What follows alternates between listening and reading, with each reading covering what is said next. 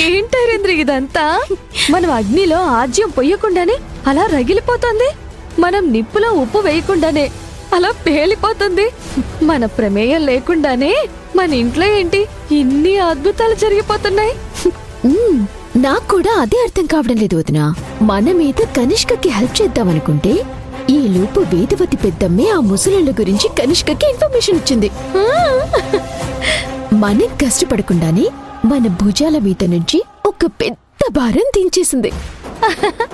కష్టపడి బాణం వెయ్యకముందే కొబ్బరి బొండం చేతిలో పడ్డట్టు మన నుదుటికి చెమట చుక్క పట్టకుండా, మన కాలికి ధూళి రేణువు అంటకుండా మనం చెయ్యాల్సిన పని చక్కగా అత్తయ్య గారు చేసి పడేశారు.